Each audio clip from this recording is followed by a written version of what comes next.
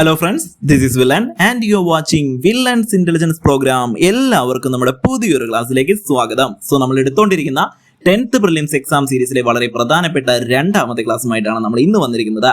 ആദ്യത്തെ ക്ലാസ് കാണാത്തവരാണെങ്കിൽ ആ ക്ലാസ് തീർച്ചയായും കാണാം. നമ്മുടെ പ്ലേലിസ്റ്റ് അവൈലബിൾ ആണ്. ആദ്യത്തെ ക്ലാസ് നമ്മൾ പ്രാധാന്യം കൊടുത്തത് ഹിസ്റ്ററിക്കും ജിയോഗ്രഫിക്കും കോൺസ്റ്റിറ്റ്യൂഷനും ആണെങ്കിൽ രണ്ടാമത്തെ ക്ലാസ് നമ്മൾ കൊണ്ടുവന്നിരിക്കുന്നത് സയൻസ് ഭാഗങ്ങൾക്ക് ഇമ്പോർട്ടൻസ് കൊടുത്തുകൊണ്ടാണ് കേട്ടോ. ബയോളജി, കെമിസ്ട്രി, ഫിസിക്സ് എന്നീ മേഖലകളിൽ നിന്ന് PSC മുൻവർഷങ്ങളിൽ ചോദിച്ച പ്രധാനപ്പെട്ട ചോദ്യങ്ങളും അതുമായി ബന്ധപ്പെടുത്തിയ അനുബന്ധ വിവരങ്ങളും ഉൾക്കൊള്ളിച്ചുകൊണ്ടുള്ള ഒരു ഡീറ്റെയിൽഡ് ക്ലാസ് ആണ്.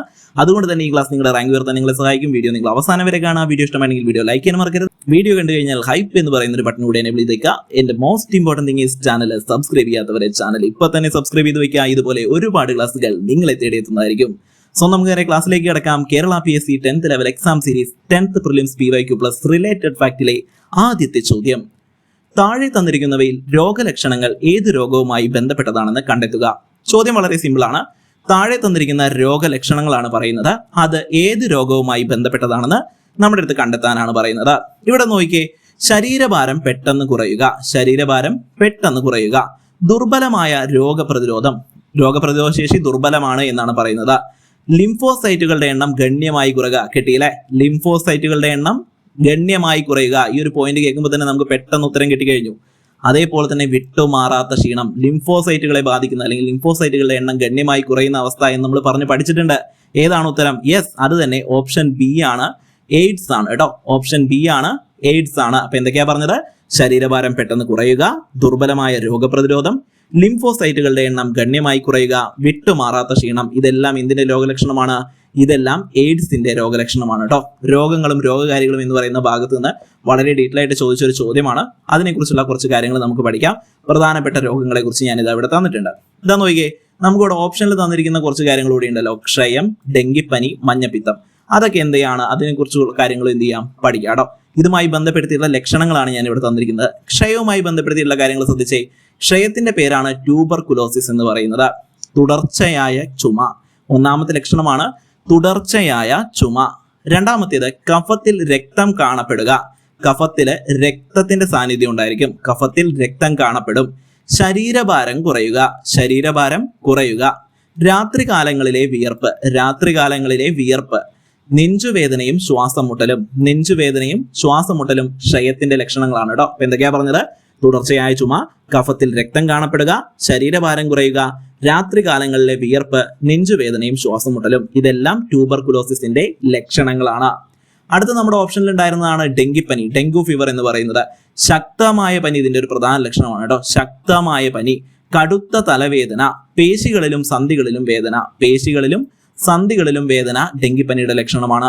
തൊലിപ്പുറത്തെ ചുവന്ന പാടുകൾ, രക്തസ്രാവം ഉണ്ടാവും കേട്ടോ. ഡെങ്കിപ്പനി ഉണ്ടെങ്കിൽ രക്തസ്രാവം ഉണ്ടായിരിക്കും. പ്ലേറ്റ്ലെറ്റുകളുടെ കുറവ്. അവിടെ നമ്മൾ പഠിച്ചത് എയ്ഡ്സിന്റെ പഠിച്ചത് എന്തായിരുന്നു? ലിംഫോസൈറ്റുകളുടെ കുറവാണ് കേട്ടോ. ഇവിടെ പഠിക്കേണ്ടത് പ്ലേറ്റ്ലെറ്റുകളുടെ കുറവാണ്. ഡെങ്കിപ്പനിയുടെ ലക്ഷണമാണ് പ്ലേറ്റ്ലെറ്റുകളുടെ കുറവ്. ഇനി മഞ്ഞപ്പിത്തം അഥവാ ജോണ്ടിസ് എന്ന് പറയും. ജോണ്ടിസ് ഇവിടെ നോക്കിക്കേ, കണ്ണും ത്വക്കും മഞ്ഞ നിറമാവുക, ഇരുണ്ട മഞ്ഞ നിറത്തിലുള്ള മൂത്രം, വെളുത്തതോ വിളറിയതോ ആയ മലം, വിശപ്പില്ലായ്മയും ഓക്കാനവും ഉണ്ടാവും, വയറുവേദന ഉണ്ടായിരിക്കും, ക്ഷീണവും തളർച്ചയും ഉണ്ടായിരിക്കും. ഇതെല്ലാം മഞ്ഞപ്പിത്തത്തിന്റെ ലക്ഷണങ്ങളാണ് കേട്ടോ. സോ ഇവിടെ ഒരു ചോദ്യം നമുക്ക് വന്നു, എയ്ഡ്സുമായി ബന്ധപ്പെടുത്തിയിട്ടാണ്. അതിന്റെ ലക്ഷണങ്ങളാണ് തന്നിരിക്കുന്നത്. നമുക്ക് ഓപ്ഷനിൽ തന്ന കാര്യങ്ങൾ വീണ്ടും PSC ചോദിക്കുന്നത് ഒരു പാറ്റേൺ ആണ്. അത് നിങ്ങൾ മനസ്സിലാക്കി വെക്കുക. അതുകൊണ്ടാണ് നമ്മൾ എന്ത് ചെയ്തത്? ഓപ്ഷനിലുള്ള മറ്റു രോഗങ്ങളുടെ ലക്ഷണം കൂടി പഠിച്ചു വെച്ചത് കേട്ടോ. എല്ലാം ഇമ്പോർട്ടന്റ് ആണ്, പഠിച്ചിരിക്കണം കേട്ടോ. വളരെ ഇമ്പോർട്ടന്റ് ആണ് രോഗങ്ങളും രോഗലക്ഷണങ്ങളും എന്ന് പറയുന്നത്. സോ നമ്മുടെ ഓപ്ഷനിൽ 4 എണ്ണം ഉണ്ടായിരുന്നു. എയ്ഡ്സിന്റെ 4 ഇവിടെ തന്നെ തന്നിട്ടുണ്ട്. അത് നമ്മൾ അപ്പം തന്നെ പഠിച്ചു. അതിനുശേഷം ഓപ്ഷനും വളരെ വ്യക്തമായിട്ട് എന്ത് ചെയ്തിട്ടുണ്ട്? പഠിച്ചു കഴിഞ്ഞിട്ടുണ്ട്. ഓക്കെ അല്ലേ? അടുത്ത ചോദ്യത്തിലേക്ക് പോകാലോ. ക്ലിയർ ആണല്ലോ പറയുന്ന കാര്യങ്ങൾ? ശരി, ശ്രദ്ധിച്ചേ. രണ്ടാമത്തെ ചോദ്യം. ജീവിതശൈലി രോഗങ്ങൾ നിയന്ത്രിക്കുന്നതിനായി കേരള സർക്കാർ നടപ്പിലാക്കിയ മൊബൈൽ ആപ്ലിക്കേഷൻ ഏത്?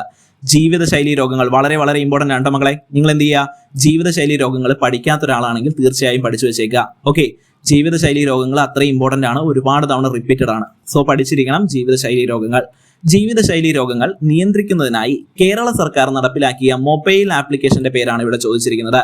മൊബൈൽ ആപ്ലിക്കേഷന്റെ പേരെന്താണ്? ഓപ്ഷൻ ഡി ശൈലി എന്നാണ് കേട്ടോ. ഓപ്ഷൻ ഡി ശൈലി എന്നാണ്. പഠിക്കാമല്ലോ. അതുമായി ബന്ധപ്പെടുത്തിയിട്ട് ഈ ഓപ്ഷനിൽ പറഞ്ഞ മറ്റുള്ളതൊക്കെ എന്താണെന്ന് പഠിക്കണ്ടേ? തീർച്ചയായും പഠിക്കണം. ഇവിടെ നോക്കിയേ, ആദ്യം ഇ ഹെൽത്ത് എന്ന് പറയുന്നത് എന്താണ്? അവിടെ ഓപ്ഷനിൽ ഉണ്ടായിരുന്നതാണ് ഇ ഹെൽത്ത് കേരള. എന്താണത്? കേരള സർക്കാരിന്റെ ആരോഗ്യ കുടുംബക്ഷേമ വകുപ്പ് നടപ്പിലാക്കുന്ന സമഗ്ര ഡിജിറ്റൽ ആരോഗ്യ പദ്ധതിയാണിത്. അപ്പോൾ ഇ ഹെൽത്ത് എന്ന് പറയുന്നത് എന്താണ്? കേരള സർക്കാരിന്റെ ആരോഗ്യ കുടുംബക്ഷേമ വകുപ്പ് നടപ്പിലാക്കുന്ന സമഗ്ര ഡിജിറ്റൽ ആരോഗ്യ പദ്ധതി. ഓരോ പൗരനും ഒരു unit health identification number UHID എന്ന് പറയൂട്ടോ. Unique health identification number. Unique ആണേ. യുണീക്ക് ഹെൽത്ത് ഐഡന്റിഫിക്കേഷൻ നമ്പർ നൽകുന്നുണ്ട്. അത് ഏതുമായി ബന്ധപ്പെടുത്തിയിട്ടാണ്? ഇ ഹെൽത്തുമായി ബന്ധപ്പെടുത്തിയിട്ടാണ് കേട്ടോ. UHID നമ്പർ എന്ന് പറയും. UHID number. ക്ലിയർ ആണല്ലോ. ഇനി ഇവിടെ നോക്കിയേ, ഇ സഞ്ജീവിനി എന്ന് പറയുന്നത് എന്താണ് ഇ സഞ്ജീവിനി? കേന്ദ്ര സംസ്ഥാന സർക്കാരുകൾ സംയുക്തമായി നടപ്പിലാക്കുന്ന ഒരു ടെലിമെഡിസിൻ സംവിധാനമാണിത്. പഠിച്ചു വെച്ചേക്കനോടെ, വളരെ ഇമ്പോർട്ടന്റ് ആണ്. കേന്ദ്ര സംസ്ഥാന സർക്കാരുകൾ സംയുക്തമായി നടപ്പിലാക്കുന്ന ഒരു ടെലിമെഡിസിൻ സംവിധാനമാണ് ഇ സഞ്ജീവിനി എന്ന് പറയുന്നത്.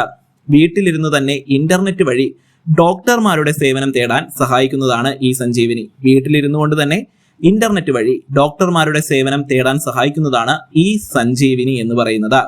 അടുത്തത് മൈ കെയർ ആണ്. ഓപ്ഷനിലുണ്ടായിരുന്ന മൈ കെയർ അല്ലെങ്കിൽ മീ ഹെൽത്ത് എന്ന് പറയും. അതെന്താണ്? കേരള ആരോഗ്യ വകുപ്പ് പുറത്തിറക്കിയ മൊബൈൽ ആപ്ലിക്കേഷൻ ആണ് മീ ഹെൽത്ത് എന്ന് പറയുന്നത്. അല്ലെങ്കിൽ മൈ കെയർ എന്ന് പറയും. മൈ കെയർ എന്നും പറയും, മീ ഹെൽത്ത് എന്നും പറയും. രണ്ടും എന്താണ്? ഒന്ന് തന്നെയാണ് കേട്ടോ. സമീപത്തുള്ള സർക്കാർ ആശുപത്രികളെ കുറിച്ചുള്ള വിവരങ്ങൾ അറിയാനാണ് ഈ ആപ്പ് സഹായിക്കുന്നത്. അപ്പോൾ കേരള ആരോഗ്യ വകുപ്പ് പുറത്തിറക്കിയ മൊബൈൽ ആപ്ലിക്കേഷന്റെ പേരാണ് മീ ഹെൽത്ത് അല്ലെങ്കിൽ മൈ കെയർ എന്ന് പറയുന്നത്. സമീപത്തുള്ള സർക്കാർ ആശുപത്രികളെ കുറിച്ച് വിവരങ്ങൾ അറിയാൻ ഈ ആപ്പ് നിങ്ങളെ സഹായിക്കുന്നു എന്നാണ് പറയുന്നത് കേട്ടോ. വളരെ ഇമ്പോർട്ടന്റ് ആണ് മക്കളെ. ഇത് പദ്ധതികളുമായി ബന്ധപ്പെടുത്തിയിട്ട് വന്നൊരു ചോദ്യമാണ് കേട്ടോ. പദ്ധതികളുമായി ബന്ധപ്പെടുത്തിയിട്ട് വന്നൊരു ചോദ്യമാണ്. മൊബൈൽ ആപ്ലിക്കേഷൻ ആണ് ചോദിച്ചിരിക്കുന്നത്. സോ ഞാൻ വീണ്ടും ഓർമ്മിപ്പിക്കുകയാണ്, നിങ്ങൾക്ക് വേണ്ടിയിട്ട് പദ്ധതികളുടെ 4 ക്ലാസ്സസ് നമ്മൾ എടുത്തിട്ടുണ്ട്. വയോജന പദ്ധതികള്, ആരോഗ്യക്ഷേമ പദ്ധതികള്, കുടുംബശ്രീ പദ്ധതികള്, സ്ത്രീകൾക്കായുള്ള പദ്ധതികള്. ഇത്രയും നമ്മുടെ പ്ലേലിസ്റ്റിൽ അവൈലബിൾ ആണ്. മുൻവർഷ ചോദ്യങ്ങളും ആരോഗ്യക്ഷേമ പദ്ധതികളും എന്ന് പറയുന്ന പ്ലേലിസ്റ്റിൽ അവൈലബിൾ ആണ്. ആ ക്ലാസ്സുകൾ കാണാത്തവരാണെങ്കിൽ തീർച്ചയായും കണ്ടിരിക്കുക. ചോദ്യം ഷുവർ ആണ്. നിങ്ങളുടെ സിലബസിൽ ഞാൻ പറഞ്ഞിരുന്നു ഇൻട്രോ പറയുന്ന സമയത്ത്, അല്ലെ, നമ്മുടെ ക്ലാസിന്റെ ഇൻട്രോ ലൈവായിട്ട് ഞാൻ പറയുന്ന സമയത്ത് പറഞ്ഞതാണ്. അത്രയും ഇമ്പോർട്ടന്റ് ആണ് ആ ക്ലാസ്സുകൾ. ഇപ്പോഴും കാണാത്തവരാരെങ്കിലും ഉണ്ടെങ്കിൽ തീർച്ചയായും ആ ക്ലാസ്സുകൾ കണ്ടിരിക്കുക കേട്ടോ. പദ്ധതികളുടെ ചോദ്യം തീർച്ചയായിട്ടും വരും. ഓക്കെ ആണല്ലോ പറഞ്ഞത്. രണ്ടാമത്തെ ചോദ്യവും നിങ്ങൾക്ക് ക്ലിയർ ആയി, മനസ്സിലാവുന്നുണ്ടല്ലോ.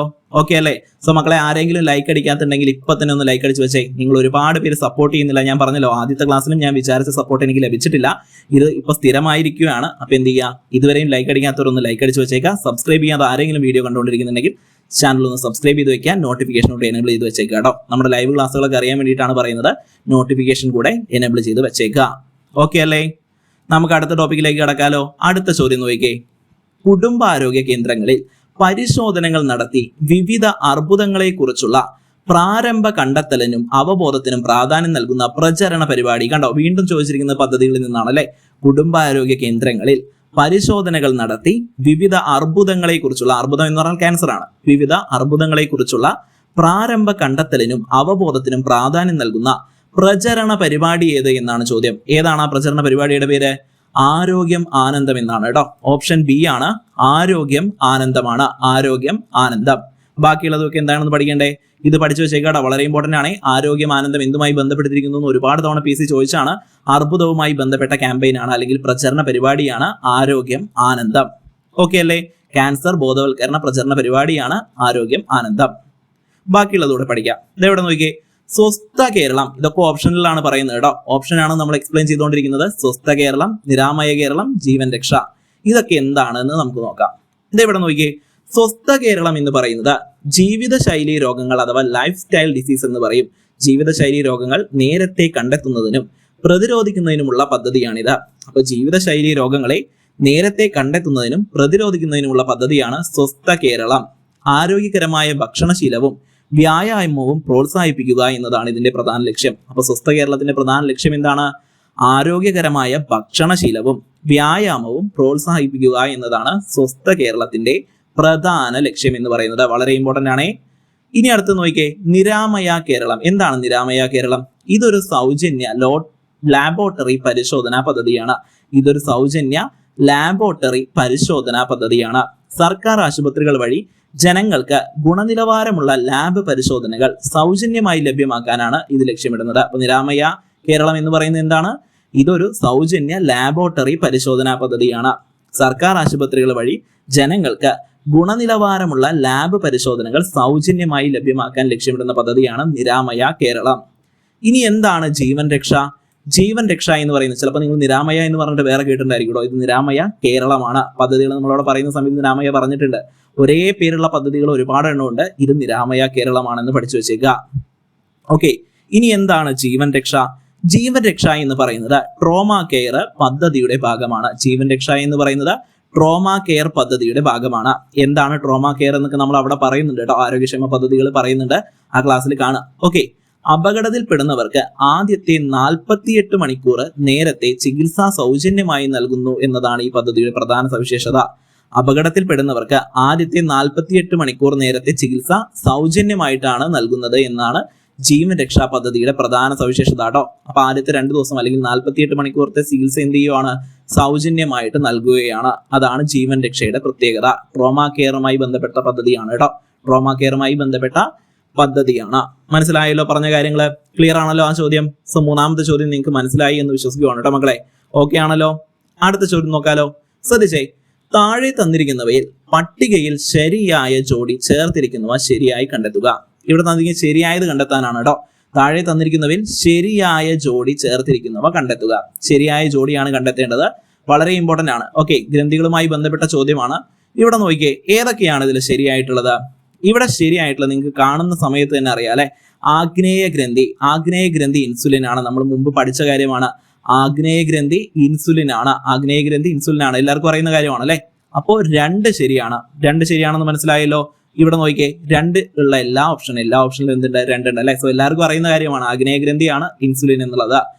ഓക്കെ, ഇനി നിങ്ങൾക്ക് എന്തറിയാം? മെലാറ്റോണിൻ അറിയാം അല്ലെ. കുറെ പേർക്ക് മെലാറ്റോണിൻ അറിയുമായിരിക്കും. മെലാറ്റോണിൻ അല്ലെങ്കിൽ അഡ്രിനൽ ഗ്രന്ഥി അല്ല കാൽസിറ്റോൺ ഉൽപ്പാദിപ്പിക്കുന്നത് എന്ന് നിങ്ങൾക്ക് അറിയാം. അങ്ങനെയെങ്കിലും നിങ്ങൾക്ക് ഉത്തരവെടുക്കാം. ഓക്കെ, അപ്പോൾ പൈനിയൽ ഗ്രന്ഥി ഉൽപ്പാദിപ്പിക്കുന്നതാണ് മെലാറ്റോണിൻ എന്ന് ഒരുവിധം എല്ലാവർക്കും അറിയുന്ന കാര്യമായിരിക്കും. ഞാൻ എപ്പോഴും പറയുന്ന കാര്യമാണ്. ഈ ജോഡി ചേർക്കൽ അല്ലെങ്കിൽ 4 ഓപ്ഷൻ തന്നിട്ടുള്ള സ്റ്റേറ്റ്മെന്റ് രീതിക്ക് 2 എണ്ണം നിങ്ങൾക്ക് അറിയുന്നതായിരിക്കും. ഏതൊരു ആവറേജ് സ്റ്റുഡന്റും, എന്നെ പോലുള്ള ഒരു ആവറേജ് സ്റ്റുഡന്റിനും തീർച്ചയായും എടുക്കാൻ കഴിയുന്ന 2 എണ്ണം അതിലുണ്ടായിരിക്കും. ഇവിടെ ആഗ്നേയ ഗ്രന്ഥി ഇൻസുലിൻ ആണെന്നറിയാം, പൈനിയൽ ഗ്രന്ഥിയാണ് മെലാറ്റോണിൻ എന്നും അറിയാം. 2, 3 ശരിയാണല്ലേ? 2, 3 ശരിയാണ്. ഞാൻ നേരത്തെ പറഞ്ഞു അഡ്രിനൽ ഗ്രന്ഥി അല്ല കാൽസിറ്റോണിൻ എന്ന്. അത് തെറ്റാണെന്ന് മനസ്സിലായി. സോ നമ്മുടെ ഉത്തരം കിട്ടി. ഓപ്ഷൻ ഡി ആണ് 2, 3 എന്ന് പറയുന്നതാണ്. ഓപ്ഷൻ ഡി ആണ് 2, 3 ശരി. നോക്കാലോ ഇതുമായി ബന്ധപ്പെടുത്തിയുള്ള കാര്യങ്ങൾ. ഇവിടെ നോക്കിക്കേ, തൈറോയിഡ് ഗ്രന്ഥി ഉൽപ്പാദിപ്പിക്കുന്ന ഹോർമോണുകൾ ഏതൊക്കെയാണ്? തൈറോക്സിനും കാൽസിറ്റോണിനുമാണ് കേട്ടോ. കണ്ടോ, നമ്മൾ നേരത്തെ കണ്ട കാൽസിറ്റോണിൻ, ഇവിടെ കാണുന്ന കാൽസിറ്റോണിൻ അല്ലാതെ ഞാൻ പറഞ്ഞില്ലേ, അതെവിടെയാണ്?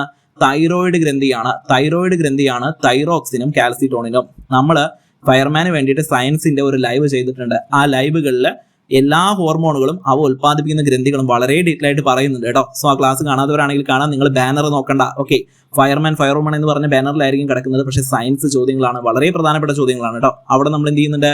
ഇതേപോലെ വിറ്റാമിൻ, അതുപോലെ തന്നെ രോഗങ്ങളും രോഗകാരികളും ഈ പറയുന്ന ഹോർമോണുകൾ വളരെ ഡീറ്റെയിൽ ആയിട്ട് അവിടെ പറയുന്നുണ്ട്. ഏത് ഗ്രന്ഥിയാണ് ഉൽപ്പാദിപ്പിക്കുന്നതെന്ന് 20ഓളം ഹോർമോണുകൾ അവിടെ പറയുന്നുണ്ട്. സോ എന്ത് ചെയ്യുക? ആ ക്ലാസ് കാണാത്തവരാണെങ്കിൽ ജസ്റ്റ് ഒന്ന് കണ്ടിരിക്കുക. അവിടെ നമ്മൾ വ്യക്തമായിട്ട് ഹോർമോണുകളെ കുറിച്ച് പറയുന്നുണ്ട്. ഹോർമോൺസ് വളരെ ഇമ്പോർട്ടന്റ് ആണ് കേട്ടോ. ഇനി ആ ക്ലാസ് കണ്ടില്ലെങ്കിലും നിങ്ങൾ എന്ത് ചെയ്യുക? പഠിച്ചു വെച്ചേക്കുക. ഹോർമോൺസ് റിവിഷൻ ചെയ്ത് വെച്ചേക്കുക. വളരെ ഇമ്പോർട്ടന്റ് ആണ് കേട്ടോ. ഹോർമോൺസ് എപ്പോഴും ചോദിക്കുന്നതാണ്. ഇനി പൈനിയൽ ഗ്രന്ഥിയാണ് മെലാറ്റോണിൻ. നമുക്കറിയാലോ അല്ലെ, പൈനിയൽ ഗ്രന്ഥിയാണ് മെലാറ്റോണിൻ. ആഗ്നേയ ഗ്രന്ഥി, അതിന്റെ പേരാണ് പാൻക്രിയാസ് എന്ന് പറയുന്നത്. അതാണ് ഇൻസുലിനും ഗ്ലൂക്കഗോണും ഉൽപ്പാദിപ്പിക്കുന്നത് ആഗ്നേയ ഗ്രന്ഥിയാണ്, അഥവാ പാൻക്രിയാസ് ആണ്. പാൻക്രിയാസ് എന്ന് ചിലപ്പോൾ ചോദിക്കാം കേട്ടോ. ഓക്കെ, ഇനി അഡ്രിനൽ ഗ്രന്ഥിക്ക് 2 ഭാഗങ്ങളുണ്ട്. അത് പഠിച്ചു വെച്ചേക്കുക. അഡ്രിനൽ കോർട്ടെക്സും അഡ്രിനൽ മെഡുല്ലയും. അപ്പോൾ അഡ്രിനൽ ഗ്രന്ഥിക്ക് 2 ഭാഗങ്ങളുണ്ട്. പുറം ഭാഗത്തെ കോർട്ടെക്സ് എന്നാണ് പറയുക, അഡ്രിനൽ കോർട്ടെക്സ് എന്ന് പറയും. ഇതൊക്കെ അവിടെ പഠിച്ചാണ് കേട്ടോ, ഡീറ്റെയിൽ ആയിട്ട് പഠിച്ചാണ്. എങ്കിലും ഞാൻ നിങ്ങൾക്ക് മനസ്സിലാവാൻ വേണ്ടി പറയുവാണ്. അഡ്രിനൽ ഗ്രന്ഥിക്ക് 2 ഭാഗങ്ങളുണ്ട്. പുറം ഭാഗത്തെ കോർട്ടെക്സ് എന്ന് പറയും, അഡ്രിനൽ കോർട്ടെക്സ് എന്ന്. അടുത്തത് ഉൾഭാഗമാണ്, അത് മെഡുല്ലയാണ്, അഡ്രിനൽ മെഡുല്ല. ഈ പുറം ഭാഗമായ കോർട്ടെക്സിലുള്ളതാണ് കോർട്ടിസോളും ആൽഡോസ്റ്റിറോണും. അപ്പൊ കോർട്ടസ് ഉൽപ്പാദിപ്പിക്കുന്നതാണ് കോർട്ടിസോളും ആൽഡോസ്റ്റിറോണും കോർട്ടിസോളും ഉൽപ്പാദിപ്പിക്കുന്ന ആരാണ്? അഡ്രിനൽ കോർട്ടെക്സ് ആണ്. ഇനി അഡ്രിനൽ മെഡുല്ല അഥവാ ഉൾഭാഗം ഉൽപ്പാദിപ്പിക്കുന്നതാണ് എപ്പിനെഫ്രിൻ അല്ലെങ്കിൽ അഡ്രിനാലിൻ എന്ന് പറയുന്നത്. എപ്പിനെഫ്രിൻ എന്നൊരു പേരുണ്ട് കേട്ടോ, ചോദിക്കാറുണ്ട്. അഡ്രിനാലിന്റെ മറ്റൊരു പേരെന്താണെന്ന് ചോദിച്ചിട്ടുണ്ട്. എപ്പിനെഫ്രിൻ ആണ്, അവിടെ നമ്മൾ പഠിച്ചു. എപ്പിനെഫ്രിൻ ആണ് അഡ്രിനാലിൻ. ഇനി നോർ അഡ്രിനാലിൻ അല്ലെങ്കിൽ നോർ എപ്പിനെഫ്രിൻ എന്ന് പറയും. നോർ അഡ്രിനാലിൻ എന്നോ നോർ എപ്പിനെഫ്രിൻ എന്നോ പറഞ്ഞു കഴിഞ്ഞാലും രണ്ടും ശരിയാണ് കേട്ടോ. നോർ അഡ്രിനാലിനും ഉൽപ്പാദിപ്പിക്കുന്നത് അഡ്രിനൽ മെഡുല്ലയാണ്, ഉൾഭാഗമാണ് മെഡുല്ല. പുറംഭാഗമാണ് കോർട്ടെക്സ്. അഡ്രിനൽ ഗ്രന്ഥിയാണ്. അഡ്രിനൽ കോർട്ടെക്സ് ഉൽപ്പാദിപ്പിക്കുന്നത് കോർട്ടിസോളും അൾഡോസ്റ്റിറോണും. അഡ്രിനൽ മെഡുല്ല ഉൽപ്പാദിപ്പിക്കുന്നത് എപ്പിനെഫ്രിനും നോർ എപ്പിനെഫ്രിനും അല്ലെങ്കിൽ അഡ്രിനാലിനും നോർ അഡ്രിനാലിനും. പഠിച്ചിരിക്കാടോ. അടുത്തത് പിറ്റ്യൂട്ടറി ഗ്രന്ഥിയാണ്. പിറ്റ്യൂട്ടറി ഗ്രന്ഥി അതാണ് വളർച്ചാ ഹോർമോൺ സൊമാറ്റോട്രോപ്പിൻ എന്ന് പറയും. വളർച്ചാ ഹോർമോണ്. അതുപോലെ തന്നെ TSH തൈറോയിഡ് സ്റ്റിമുലേറ്റിംഗ് ഹോർമോണ്. അതേപോലെ തന്നെ ADH ആന്റി ഡയൂററ്റിക് ഹോർമോണ്. ഇതെല്ലാം ആരാണ്? പിറ്റ്യൂട്ടറി ഗ്രന്ഥിയാണ് കേട്ടോ. പിറ്റ്യൂട്ടറി ഗ്രന്ഥിയാണ്. അപ്പൊ somatotropin, thyroid stimulating hormone, anti diuretic hormone ഇതെല്ലാം പിറ്റ്യൂട്ടറി ഗ്രന്ഥിയാണ്. ഇനി നമ്മുടെ ഓപ്ഷനിൽ ഉണ്ടായിരുന്ന തൈമോസിൻ, അത് തൈറോയിഡ് ഗ്രന്ഥിയല്ല, തൈമസ് ഗ്രന്ഥിയാണ് കേട്ടോ. തൈമോസിൻ ഉൽപ്പാദിപ്പിക്കുന്നത് തൈമസ് ഗ്രന്ഥിയാണ്. തൈമോസിൻ ഉൽപ്പാദിപ്പിക്കുന്ന ആരാണ്? തൈമസ് ഗ്രന്ഥിയാണ്. പഠിച്ചിരിക്കുക. വളരെ ഇമ്പോർട്ടന്റ് ആണ്. ഹോർമോൺസ് എന്നുള്ള ചോദ്യങ്ങൾ ഒരുപാട് തവണ റിപ്പീറ്റ് ചെയ്തിട്ടുണ്ട്. ഓക്കെ അല്ലേ? ഒരുപാട് തവണ 21 മുതൽ 25 വരെയും ഒരുപാട് തവണ റിപ്പീറ്റ് ചെയ്തൊരു കാര്യമാണ് ഹോർമോൺസ്. ഞാൻ വീണ്ടും പറയുവാണ്, പഠിച്ചിരിക്കാൻ പറയുന്ന കാര്യങ്ങൾ നിങ്ങൾ റിവിഷൻ ചെയ്ത് തന്നെ പഠിച്ചു വയ്ക്കുക. ഓക്കെ, ഹോർമോൺസിന്റെ എല്ലാം നമ്മൾ എന്ത് ചെയ്തിട്ടുണ്ട്? ആ പറയുന്ന ക്ലാസ്സിൽ വളരെ ഡീറ്റെയിൽ ആയിട്ട് എടുത്തിട്ടുണ്ട് കേട്ടോ, ലൈവ് ക്ലാസ്സിൽ. ഓക്കെ, ഇനി ഇവിടെ നോക്കിക്കേ, നമ്മൾ അടുത്ത ചോദ്യത്തിലേക്ക് പോവാണ്. അടുത്ത ചോദ്യം ശ്രദ്ധിച്ചേ, നമ്മുടെ ഈ ക്ലാസ്സിലെ 5ാമത്തെ ചോദ്യമാണ് കേട്ടോ. 5ാമത്തെ ചോദ്യമാണ്. താഴെ തന്നിരിക്കുന്നവയിൽ ശരിയായ ജോഡി കണ്ടെത്തുക. വിറ്റാമിനുകളാണ്. വളരെ വളരെ ഇമ്പോർട്ടന്റ് എന്ന് പറഞ്ഞാൽ എല്ലാ ചോദ്യ പേപ്പറിലും സ്ഥിരം ചോദിക്കുന്ന ഒരു കാര്യമാണ് വൈറ്റമിൻസ് എന്ന് പറയുന്നത്, അല്ലെങ്കിൽ ജീവകങ്ങളും അപര്യാപ്തത രോഗങ്ങളും നിങ്ങളുടെ സിലബസിൽ എടുത്ത് തന്നിട്ടുണ്ട്.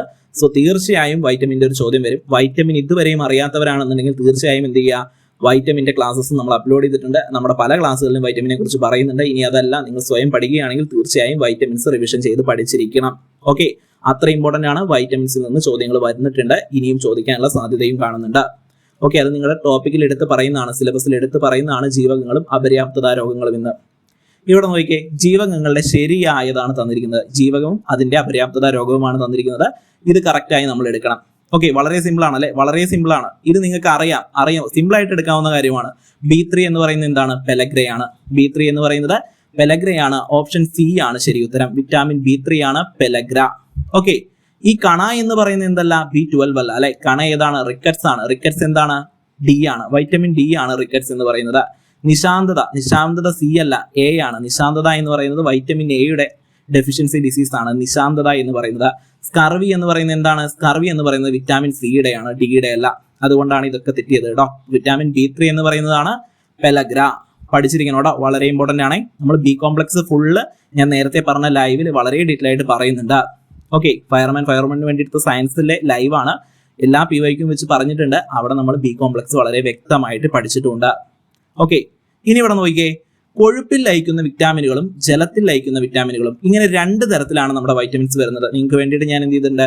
ഇവിടെ ഒന്നുകൂടെ തരാം കേട്ടോ, ഒന്നുകൂടെ പഠിച്ചിരിക്കാം. കൊഴുപ്പിൽ ലയിക്കുന്ന വിറ്റാമിനുകൾ അഥവാ ഫാറ്റ് സോലിബിൾ വിറ്റാമിൻസ് എന്ന് പറയും. കൊഴുപ്പിൽ ലയിക്കുന്ന വിറ്റാമിനുകൾ എന്ന് പറഞ്ഞാൽ ഫാറ്റ് സോലിബിൾ വിറ്റാമിൻസ് എന്നാണ്. ജലത്തിൽ ലയിക്കുന്നവയാണ് water soluble vitamins. Water soluble vitamins എന്ന് പറഞ്ഞാൽ ജലത്തിൽ ലയിക്കുന്നവ. ഇനി ഇവിടെ നോക്കിയേ, കൊഴുപ്പിൽ ലയിക്കുന്നവ നമുക്ക് ആദ്യം പഠിക്കാം. വിറ്റാമിൻ എ, റെറ്റിനോൾ എന്നാണ് പേര് കേട്ടോ. ശാസ്ത്രീയ നാമം റെറ്റിനോൾ എന്നാണ്. വിറ്റാമിൻ എയുടെ പേര് റെറ്റിനോൾ എന്നാണ്. ഏതൊക്കെയാണ് അപര്യാപ്തത രോഗങ്ങൾ? നിശാന്തതയും സിറോഫ്താൽമിയയുമാണ് കേട്ടോ. നിശാന്തത അഥവാ നൈറ്റ് ബ്ലൈൻഡ്നസ് എന്ന് പറയും, സിറോഫ്താൽമിയ, ഇത് രണ്ടുമാണ് വിറ്റാമിൻ എയുടെ അല്ലെങ്കിൽ റെറ്റിനോളിന്റെ അപര്യാപ്തത രോഗങ്ങൾ. ഇനി വിറ്റാമിൻ ഡി ആണ് കാൽസിഫെറോൾ. വിറ്റാമിൻ ഡി ആണ് കാൽസിഫെറോൾ. കാൽസിഫെറോളിന്റെ അപര്യാപ്തത രോഗമാണ് റിക്കറ്റ്സ്. ഇതാണ് കണ കേട്ടോ. റിക്കറ്റ്സ് എന്ന് പറയുന്നതാണ് കണ. വിറ്റാമിൻ ഡി ആണ്, കാൽസിഫെറോൾ ആണ്, റിക്കറ്റ്സ് ആണ്. ഇനി വിറ്റാമിൻ ഇ എന്ന് പറഞ്ഞാൽ ടോക്കോഫെറോൾ ആണ് കേട്ടോ. ടോക്കോഫെറോൾ ആണ് ശാസ്ത്രീയ നാമം. Vitamin E. വിറ്റാമിൻ ഇയുടെ അപര്യാപ്തത രോഗമാണ് വന്ധ്യത. സ്റ്റെറിലിറ്റി എന്ന് പറയും. സ്റ്റെറിലിറ്റി, വന്ധ്യത. വിറ്റാമിൻ കെ, അടുത്തത് വിറ്റാമിൻ കെ ആണ്. ഫില്ലോക്കിനോൺ ആണ്. ഫില്ലോക്കിനോണിന്റെ അപര്യാപ്തത രോഗമാണ് ഹീമോഫീലിയ. രക്തം കട്ടപിടിക്കാത്ത അവസ്ഥയാണ് അല്ലെ? രക്തം കട്ടപിടിക്കാൻ സഹായിക്കുന്ന വിറ്റാമിൻ ഏതാണ്? വിറ്റാമിൻ കെ ആണ്. ഓക്കെ, ഇത് പഠിച്ചിരിക്കാൻ ഒരു കോഡ് ഉണ്ട് കേട്ടോ. ഇത് പഠിച്ചിരിക്കാൻ ഒരു കോഡ് ഉണ്ട്. കേട എന്ന് പഠിച്ചാൽ മതി. കേട. ഓക്കെ, കേട എന്ന് പഠിച്ചാൽ മതി. അത് എന്തുകൊണ്ടാണ് അങ്ങനെ പറയുന്നത് വെച്ച് കഴിഞ്ഞാൽ, കൊഴുപ്പിൽ ലയിക്കുന്നവയല്ലേ. കൊഴുപ്പ് എന്ന് പറഞ്ഞാൽ എന്താണ്? അത്ര ആരോഗ്യകരമായതല്ല. നല്ല കൊഴുപ്പുണ്ട്, അല്ലാത്ത നോർമലി എന്താണ്? കൊഴുപ്പ് ദോഷമാണ് അല്ലെങ്കിൽ കേടാണ് എന്ന് ആലോചിച്ചാൽ മതി. കേട എന്ന് പറയുമ്പോൾ വിറ്റാമിൻ കെ വന്നു, വിറ്റാമിൻ ഇ വന്നു, വിറ്റാമിൻ ഡി വന്നു, വിറ്റാമിൻ എയും വന്നു. ഇതെല്ലാം എന്താണ്? ഫാറ്റ് സോലിബിൾ ആണ്, കൊഴുപ്പിൽ ലയിക്കുന്നവയാണ്. പഠിച്ചിരിക്കാട്ടോ, വളരെ ഇമ്പോർട്ടന്റ് ആണ്. ഇനി ഇവിടെ നോക്കിക്കേ, ജലത്തിൽ ലയിക്കുന്നവയിലേക്ക് പോവുകയാണെങ്കിൽ വിറ്റാമിൻ ബി കോംപ്ലക്സ് ആണ്. വിറ്റാമിൻ B1 തയാമിൻ എന്നാണ് പറയുന്നത്. വിറ്റാമിൻ B1ന്റെ പേര് തയാമിൻ എന്നാണ്. അപര്യാപ്തത രോഗം ബെറിബെറി ആണ് കേട്ടോ. ബെറിബെറി ആണ്. വിറ്റാമിൻ B1ന്റെ അപര്യാപ്തത രോഗമാണ് ബെറിബെറി. ഒരുപാട് തവണ ചോദിക്കുന്നതാണ് കേട്ടോ. B1 ആണ്, തയാമിൻ ആണ്. ഇനി വിറ്റാമിൻ B2 ആണെങ്കിൽ റൈബോഫ്ലാവിൻ എന്നാണ് പേര്. വിറ്റാമിൻ B2ന്റെ ശാസ്ത്രീയ നാമം എന്താണ്? റൈബോഫ്ലാവിൻ എന്നാണ്. റൈബോഫ്ലാവിൻ അത് വായ്പുണ്ണാണ്, മൗത്ത് സോഴ്സ് ആണ് കേട്ടോ. മൗത്ത് സോഴ്സ് ആണ്, വായ്പുണ്ണാണ്. ഇനി വിറ്റാമിൻ B3 ആണെങ്കിൽ നിയാസിൻ ആണ്. B2 അങ്ങനെ ചോദിച്ചു കാണുന്നില്ല, എന്നിരുന്നാലും പേര് പഠിച്ചിരിക്കുക. റൈബോഫ്ലാവിൻ രോഗം ചോദിച്ചു കണ്ടിട്ടില്ല കേട്ടോ. B3 നിയാസിൻ ആണ്, പെലഗ്രയാണ്. ഏറ്റവും കൂടുതൽ ചോദിക്കുന്നത് ബെറിബെറി, പെലഗ്ര. ഇനി അങ്ങോട്ട് പഠിക്കാം. ഓക്കെ, ബെറിബെറിയും പെലഗ്രയും എപ്പോഴും ചോദിക്കുന്നതാണ്. B3 എന്ന് പറയുന്നത് നിയാസിൻ ആണ്, പെലഗ്രയാണ്. B6 എന്ന് പറഞ്ഞാൽ പിരിഡോക്സിൻ ആണ്. പിരിഡോക്സിൻ. B6ന്റെ പേരെന്താണ്? പിരിഡോക്സിൻ എന്നാണ്. പിരിഡോക്സിൻ അത് മൈക്രോസെറ്റിക് അനീമിയയാണ് കേട്ടോ. മൈക്രോസെറ്റിക് അനീമിയയാണ്. ഞാൻ എല്ലാം തന്നിട്ടില്ല കേട്ടോ. എല്ലാം തന്നിട്ടില്ല. വളരെ ഇമ്പോർട്ടന്റ് ആയിട്ടുള്ള ചോദ്യങ്ങളാണ് ഞാൻ ഇവിടെ തന്നിരിക്കുന്നത്. ഞാൻ പറഞ്ഞല്ലോ, ബി കോംപ്ലക്സ് ഫുൾ ആയിട്ട് നമ്മൾ ആ ലൈവിൽ എടുത്തിട്ടുണ്ട്. ഇവിടെ ഞാൻ എല്ലാം തരുന്നില്ല. നമുക്ക് എന്ത് ചെയ്യാം? വളരെ പ്രധാനപ്പെട്ട അപര്യാപ്തത രോഗങ്ങൾ ഉള്ളതെല്ലാം പഠിച്ചിരിക്കാം. B9 എന്ന് പറയുന്നത് എന്താണ്? ഫോളിക് ആസിഡ് ആണ്. B9 എന്ന് പറയുന്നത് ഫോളിക് ആസിഡ് ആണ്. അത് മെഗല്ലോബ്ലാസ്റ്റിക് അനീമിയയാണ് കേട്ടോ. മെഗല്ലോബ്ലാസ്റ്റിക് അനീമിയയാണ് B9 എന്ന് പറയുന്നത്. B12 ആണെങ്കിലോ? B12 ആണ് സയനോകൊബലാമിൻ എന്ന് പറയുന്നത്. സയനോകൊബലാമിൻ കൊബാൾട്ട് അടങ്ങിയിരിക്കുന്ന ഒരേ ഒരു വൈറ്റമിൻ ആണ് കേട്ടോ. B12 എന്ന് പറയുന്നത് സയനോകൊബലാമിൻ ആണ്. പെർനീഷ്യസ് അനീമിയയാണ്. പെർനീഷ്യസ് അനീമിയയാണ് അപര്യാപ്തത രോഗം. അപ്പോൾ B6 എന്ന് പറഞ്ഞാൽ പിരിഡോക്സിൻ, മൈക്രോസെറ്റിക് അനീമിയ. B9 എന്ന് പറഞ്ഞാൽ ഫോളിക് ആസിഡ്, മെഗല്ലോബ്ലാസ്റ്റിക് അനീമിയ. B12 എന്ന് പറഞ്ഞാൽ സയനോകൊബലാമിൻ, പെർനീഷ്യസ് അനീമിയ. ഇനി വിറ്റാമിൻ C ആണെങ്കിലോ? അസ്കോർബിക് ആസിഡ് എന്നാണ് പേര് കേട്ടോ. സ്കർവി ആണ് അപര്യാപ്തത രോഗം. വിറ്റാമിൻ C ആണെങ്കിൽ അസ്കോർബിക് ആസിഡ് ആണ്, സ്കർവി ആണ് അപര്യാപ്തത രോഗം. വളരെ വളരെ ഇമ്പോർട്ടന്റ് ആണ്. വൈറ്റമിനെ കുറിച്ചുള്ള ഒരു ധാരണ നിങ്ങൾക്ക് കിട്ടിയേ? അപ്പോൾ വളരെ ഡീറ്റെയിൽ ആയിട്ടാണ് പറഞ്ഞ കാര്യങ്ങൾ എന്ത് ചെയ്യുക? പഠിച്ചിരിക്കുക കേട്ടോ. അത്ര ഇമ്പോർട്ടന്റ് ആണ്. തീർച്ചയായും ചോദ്യങ്ങൾ ഇവിടുന്ന് ചോദിച്ചിട്ടുണ്ട്, ഇനിയും ചോദിക്കാനുള്ള സാധ്യതയുണ്ട്. എല്ലാറ്റിലും റിപ്പീറ്റ് വന്നൊരു ചോദ്യമാണ് വൈറ്റമിൻസ് എന്ന് പറയുന്നത്. ക്ലിയർ ആണല്ലോ പറഞ്ഞ കാര്യങ്ങൾ? ഓക്കെ ആണല്ലോ? അടുത്ത ചോദ്യത്തിലേക്ക് പോവാം. ഇത് ശ്രദ്ധിച്ചേ. 6ാമത്തെ ചോദ്യമാണ്. സ്നേഹക്കൂട് എന്ന കേരള സർക്കാരിന്റെ പുനരധിവാസ പദ്ധതിയിൽ ഉൾപ്പെടുത്തിയിരിക്കുന്നത് താഴെ തന്നിരിക്കുന്നവയിൽ ഏത് വിഭാഗത്തിൽപ്പെട്ടവരെയാണ്? കണ്ടോ, വീണ്ടും പദ്ധതികൾ ചോദിച്ചിരിക്കുകയാണ്. ഞാൻ പറഞ്ഞില്ലേ, പദ്ധതികൾ അത്രത്തോളം റിപ്പീറ്റഡ് ആണ്. ഓക്കെ, ഇതൊരു ക്വസ്റ്റ്യൻ പേപ്പർ മാത്രമല്ല, എന്നിരുന്നാലും പദ്ധതികൾ അത്രത്തോളം റിപ്പീറ്റഡ് ആണ്. അപ്പോൾ വളരെ ഡീറ്റെയിൽ ആയിട്ട് സ്നേഹക്കൂടിനൊക്കെ നമ്മൾ പഠിച്ചതാണ് കേട്ടോ. സ്നേഹക്കൂട് എന്ന കേരള സർക്കാരിന്റെ പുനരധിവാസ പദ്ധതിയിൽ ഉൾപ്പെടുത്തിയിരിക്കുന്നത് താഴെ തന്നിരിക്കുന്ന ഏത് വിഭാഗത്തിൽപ്പെട്ടവരെയാണെന്നാണ്. ഏത് വിഭാഗത്തിൽപ്പെട്ടവരാണ്? അത് ഓപ്ഷൻ C ആണ്. മാനസികാരോഗ്യ പ്രശ്നങ്ങളിൽ ചികിത്സിച്ച് സുഖം പ്രാപിച്ചവരാണ് കേട്ടോ സ്നേഹക്കൂടിലുള്ളത്. ഓപ്ഷൻ C ആണ്. മാനസികാരോഗ്യ പ്രശ്നങ്ങൾ ചികിത്സിച്ച് സുഖം പ്രാപിച്ചവരാണ് സ്നേഹക്കൂട് എന്ന കേരള സർക്കാരിന്റെ പുനരധിവാസ പദ്ധതിയിൽ ഉൾപ്പെടുത്തിയിരിക്കുന്നവര്. മനസ്സിലായല്ലോ? ഇനി ഇവിടെ നോക്കിക്കേ, എന്താണ് സ്നേഹക്കൂട്? സ്നേഹക്കൂട് എന്താണെന്ന് പറയാൻ പോവുകയാണെ. മാനസികാരോഗ്യ കേന്ദ്രങ്ങളിൽ ചികിത്സ പൂർത്തിയാക്കി സുഖം പ്രാപിച്ച ശേഷം ഏറ്റെടുക്കാൻ ബന്ധുക്കളില്ലാത്തതോ അല്ലെങ്കിൽ സ്വന്തമായി വീടില്ലാത്തതോ ആയ വ്യക്തികളെ പുനരധിവസിപ്പിക്കുന്നതിനായി കേരള സർക്കാർ ആവിഷ്കരിച്ച പദ്ധതിയാണിത് സ്നേഹക്കൂട് എന്ന് പറയുന്നത്. എന്താ സ്നേഹക്കൂട്? മാനസികാരോഗ്യ കേന്ദ്രങ്ങളിൽ ചികിത്സ പൂർത്തിയാക്കി സുഖം പ്രാപിച്ചതിന് ശേഷം ഏറ്റെടുക്കാൻ ബന്ധുക്കളില്ലാത്തതോ അല്ലെങ്കിൽ സ്വന്തമായി വീടില്ലാത്തതോ ആയ വ്യക്തികളെ പുനരധിവസിപ്പിക്കുന്നതിനായി കേരള സർക്കാർ ആവിഷ്കരിച്ച പദ്ധതിയാണ് സ്നേഹക്കൂട്. എന്താണ് ഇതിന്റെ ലക്ഷ്യം? ലക്ഷ്യം എന്ന് പറയുന്നത് മാനസികാരോഗ്യം വീണ്ടെടുത്തിട്ടും ആശുപത്രികളിൽ തുടരേണ്ടി വരുന്നവർക്ക് സുരക്ഷിതമായ താമസ സൗകര്യം അല്ലെങ്കിൽ സേഫ് അക്കോമഡേഷൻ, മതിയായ സഹായവും നൽകി അവരെ സമൂഹത്തിന്റെ മുഖ്യധാരയിലേക്ക് തിരികെ എത്തിക്കുക എന്നതാണ് ഇതിന്റെ ലക്ഷ്യം. അതായത് ഈ പറയുന്ന വ്യക്തികളൊക്കെ ഒന്ന് ഏറ്റെടുക്കാൻ ആളില്ലാത്തവരോ അല്ലെങ്കിൽ വീടില്ലാത്തവരോ എങ്കിലും അവർ ചികിത്സിച്ച് ഭേദമായി കഴിഞ്ഞാലും വീണ്ടും എന്ത് ചെയ്യുന്നുണ്ട്? ഈ ആശുപത്രിയിൽ തുടരേണ്ടി വരുന്ന ഒരു അവസ്ഥയുണ്ട്. അങ്ങനെ ഭ്രാന്തില്ലാഞ്ഞിട്ടും അല്ലെങ്കിൽ മാനസികാരോഗ്യം ഇല്ലാഞ്ഞിട്ടും വീണ്ടും അതേ ആശുപത്രിയിൽ തുടരേണ്ടി വരുന്നവർക്ക് സുരക്ഷിതമായ ഒരു താമസ സൗകര്യവും മതിയായ സഹായവും നൽകി അവരെ സമൂഹത്തിന്റെ മുഖ്യധാരയിലേക്ക് തിരികെ എത്തിക്കുക എന്നതാണ് സ്നേഹക്കൂടിന്റെ ലക്ഷ്യം. നല്ലൊരു പദ്ധതിയാണ്. ഇനി ഇതിന്റെ റീജിയണൽ സെന്ററുകൾ പ്രവർത്തിക്കുന്നത് പദ്ധതിയുടെ ആദ്യഘട്ടത്തിൽ തിരുവനന്തപുരം, മലപ്പുറം, കോഴിക്കോട് ഇങ്ങനെ 3 ജില്ലകളിലാണ് പുനരധിവാസ കേന്ദ്രങ്ങൾ ആരംഭിച്ചിട്ടുള്ളത് കേട്ടോ. ഏതൊക്കെ ജില്ലകളാണ്? തിരുവനന്തപുരം, മലപ്പുറം, കോഴിക്കോട്. ഈ 3 ജില്ലകളിലാണ് പുനരധിവാസ കേന്ദ്രങ്ങൾ ആരംഭിച്ചിട്ടുള്ളത്. മനസ്സിലായല്ലോ പറഞ്ഞ കാര്യങ്ങൾ? വളരെ ഡീറ്റെയിൽ അല്ലേ? ക്ലിയർ ആണല്ലോ കാര്യങ്ങൾ? ഓക്കെ, അടുത്ത ചോദ്യത്തിലേക്ക് പോവാം. 7ാമത്തെ ചോദ്യമാണ്. ഞാൻ വീണ്ടും ഓർമ്മിപ്പിക്കുകയാണ് അതിന് മുമ്പ്, ഇതുവരെയും ലൈക്ക് അടിക്കാത്തവരാണെങ്കിൽ ഇപ്പോൾ തന്നെ വീഡിയോ ലൈക്ക് അടിച്ച് വെക്കണം മക്കളെ. നിങ്ങളുടെ സപ്പോർട്ട് വളരെ കുറവാണ്. നിങ്ങൾക്ക് വേണ്ടിയിട്ട് ഒരുപാട് ക്ലാസ്സുകൾ കൊണ്ടുവരുന്നുണ്ട് അല്ലേ? ഞാൻ വീണ്ടും പറയുവാണ്, ഇതൊരു പ്രോഗ്രസീവ് സെക്ഷൻ ആണ്. ഇപ്പൊ നിങ്ങൾ കണ്ട ക്ലാസ് ആയിരിക്കില്ല ഇതിന്റെ അടുത്ത പാർട്ടായിട്ട് വരുന്ന ക്ലാസ്. വീണ്ടും നമ്മൾ എന്ത് ചെയ്യും? ഡെവലപ്പ് ചെയ്യും, പ്രോഗ്രസ് ചെയ്യും. ക്ലാസ്സുകൾ കൂടുതൽ പോയിന്റുകൾ ഉൾക്കൊള്ളിക്കും. ഓക്കെ, അത്ര ഡീറ്റെയിൽ ആയിട്ടുള്ള ക്ലാസ്സുകളാണ് ഇനി അങ്ങ് പോകെ വരിക. സോ നിങ്ങൾ എന്ത് ചെയ്യുക? നമ്മൾ പുതിയ സീരീസ് തുടങ്ങിയിരിക്കുകയാണ് 10th പ്രിലിംസിന് വേണ്ടിയിട്ട്. ഓൾറെഡി നമ്മൾ ക്ലാസ്സസ് അപ്ലോഡ് ചെയ്തിട്ടുണ്ട്. ആദ്യത്തെ പാർട്ട് കാണാത്തവരാണെങ്കിൽ ആദ്യത്തെ പാർട്ട് കാണുക. അത് സെക്കൻഡ് പാർട്ടാണ്. പക്ഷെ ഞാൻ പറഞ്ഞല്ലോ, ആദ്യത്തെ പാർട്ടിൽ നമ്മൾ എടുത്തിരിക്കുന്നത് ഹിസ്റ്ററി, ജിയോഗ്രഫി, കോൺസ്റ്റിറ്റ്യൂഷൻ ഇതിനാണ് പ്രാധാന്യം കൊടുത്തിരിക്കുന്നത്. ആ ചോദ്യങ്ങളും അതുമായി ബന്ധപ്പെടുത്തിയുള്ള അനുബന്ധ വിവരങ്ങളാണ് ഒന്നാമത്തെ പാർട്ടിൽ പഠിച്ചത്. ഇത് രണ്ടാമത്തെ പാർട്ടാണ്. ഇവിടെ നമ്മൾ പഠിക്കുന്നത് സയൻസിന് ഇമ്പോർട്ടൻസ് കൊടുത്തിട്ടുള്ള കാര്യങ്ങളാണ് കേട്ടോ. ഓക്കെ, അതേപോലെ ടോപ്പിക്സിന് ഇമ്പോർട്ടൻസ് കൊടുത്തിട്ടുള്ള ക്ലാസ്സുകൾ വരുന്നുണ്ട്, ലൈവുകൾ വരുന്നുണ്ട്. എല്ലാം നിങ്ങൾക്ക് കറക്റ്റ് ആയി കിട്ടണം. ഇപ്പൊ തന്നെ ചാനൽ സബ്സ്ക്രൈബ് ചെയ്ത് വെച്ചേക്കുക, നോട്ടിഫിക്കേഷൻ കൂടെ എനേബിൾ ചെയ്ത് വെച്ചേക്കുക കേട്ടോ. എല്ലാവരും എന്ത് ചെയ്യുക, ക്ലാസ്സസ് കാണാം. 8:17 നമ്മുടെ സമയം, ക്ലാസിന്റെ സമയം. ആ സമയത്ത് തന്നെ എല്ലാവരും ക്ലാസ് കാണാനായിട്ട് ശ്രമിക്കുക. ഓക്കെ, കൂടെ പിടിച്ചു കഴിഞ്ഞാൽ നിങ്ങൾക്ക് നേടിയെടുക്കാവുന്നതേ ഉള്ളൂ. ഓക്കെ അല്ലേ കാര്യങ്ങൾ? അപ്പോൾ നമ്മുടെ ലൈവിനെ, നമ്മുടെ കോഴ്സിനെ കുറിച്ച് അറിയണമെന്നുണ്ടെങ്കിൽ നമ്മുടെ ലൈവ് എടുത്തിട്ടുണ്ട്. കോഴ്സ് ഇൻട്രോ എന്ന് പറയുന്ന ഒരു ലൈവ് നിങ്ങൾക്ക് കാണാൻ കഴിയും, 10th പ്രിലിംസിനെ കുറിച്ചിട്ടുള്ളത്. ആ കോഴ്സ് ഇൻട്രോ ഒന്ന് കാണാം. അപ്പോൾ നിങ്ങൾക്ക് മനസ്സിലാവും നമ്മുടെ കോഴ്സിന്റെ കാര്യങ്ങളൊക്കെ എങ്ങനെയാണ് നടന്നുകൊണ്ടിരിക്കുന്നത് കേട്ടോ. ഓക്കെ, നിങ്ങൾക്ക് ഫുൾ ക്ലാസ്സസ് ലഭിക്കുന്നതായിരിക്കും, ഒരു പ്രശ്നവുമില്ല. എല്ലാവരും കൂടെ പഠിക്കുക, വീഡിയോ ഒന്ന് ലൈക്ക് അടിക്കുക, സപ്പോർട്ട് ചെയ്യുക, ചാനൽ ഒന്ന് സബ്സ്ക്രൈബ് ചെയ്ത് വെച്ചേക്കുക. ഇത്രയും ചെയ്താൽ മതി. ക്ലാസ്സുകൾ കൂടെ കണ്ടിന്യൂസ് ആയിട്ട് കണ്ടുപോവുക കേട്ടോ. ഓക്കെ ആണല്ലോ പറയുന്ന കാര്യങ്ങൾ? അടുത്ത ചോദ്യത്തിലേക്ക് പോവാം. ശ്രദ്ധിച്ചേ, എംഫസീമ എന്ന രോഗം ശരീരത്തിന്റെ ഏതു ഭാഗത്തെയാണ് ബാധിക്കുന്നത്? എംഫസീമ എന്ന രോഗം ശരീരത്തിന്റെ ഏത് ഭാഗത്തെയാണ് ബാധിക്കുന്നത്? നമുക്ക് എല്ലാവർക്കും അറിയാം അല്ലെ, കൂടുതൽ കൺഫ്യൂഷൻ ഒന്നുമില്ല. ഓപ്ഷൻ എ ആണ് ശ്വാസകോശമാണ്. ഓപ്ഷൻ എ ശ്വാസകോശമാണ് എംഫസീമ ബാധിക്കുന്നത്. പഠിക്കേണ്ട ബാക്കി കാര്യങ്ങള്. ഇനി വൃക്കയെ ബാധിക്കുന്നത് നമ്മുടെ ഓപ്ഷനിൽ ഉണ്ടായിരുന്നു, വൃക്ക അഥവാ കിഡ്നി. ഈ വൃക്കയെ ബാധിക്കുന്ന രോഗങ്ങളാണ് nephritis, kidney stone, kidney failure. ഇതെല്ലാം വൃക്കയെ ബാധിക്കുന്നതാണ് കേട്ടോ. അപ്പൊ നെഫ്രൈറ്റിസ് ഒരുപാട് തവണ ചോദിച്ചാണേ നെഫ്രൈറ്റിസ് എന്ന് പറയുന്നത്. Nephritis, kidney stone, kidney failure ഇതെല്ലാം വൃക്കയെ ബാധിക്കുന്നതാണ്. നെഫ്രൈറ്റിസ് മാത്രമാണ് ഒരു പേര്, ബാക്കിയുള്ളതൊക്കെ പേരുള്ളതുകൊണ്ട് തന്നെ നിങ്ങൾക്ക് കിട്ടും. ഇനി കരളിനെ ബാധിക്കുന്നതാണെങ്കിൽ മഞ്ഞപ്പിത്തം. മഞ്ഞപ്പിത്തം എന്തിനെയാണ് ബാധിക്കുന്നത്? ഒരുപാട് തവണ ചോദിച്ചിട്ടുണ്ട് കേട്ടോ. കരളിനെയാണ്. സിറോസിസും ഫാറ്റി ലിവറും പിന്നെ നിങ്ങൾക്ക് കിട്ടുന്ന പേരുകളാണ്. ലിവർ സിറോസിസും ഫാറ്റി ലിവറും നിങ്ങൾക്ക് അറിയാലോ അല്ലെ. അപ്പൊ കരളിനെ ബാധിക്കുന്ന രോഗമാണ് മഞ്ഞപ്പിത്തം അഥവാ ജോണ്ടിസ് എന്ന് പറയുന്നത്. ഇനി ശ്വാസകോശത്തെ ബാധിക്കുന്നതാണെങ്കിൽ ക്ഷയം, ന്യൂമോണിയ. ന്യൂമോണിയ ബാധിക്കുന്ന ഏത് അവയവത്തെയാണെന്ന് ചോദിച്ചിട്ടുണ്ട് കേട്ടോ. ന്യൂമോണിയ ബാധിക്കുന്നത് ശ്വാസകോശത്തെയാണ്. അടുത്തത് എംഫസീമയും ബ്രോങ്കൈറ്റിസും. എംഫസീമയും ബ്രോങ്കൈറ്റിസും ഇതൊക്കെ നിങ്ങൾ സിനിമ കാണുന്ന സമയത്ത് ആ പരസ്യം ശ്രദ്ധിച്ചു കഴിഞ്ഞാൽ മനസ്സിലാവുന്ന കാര്യങ്ങളാണ്.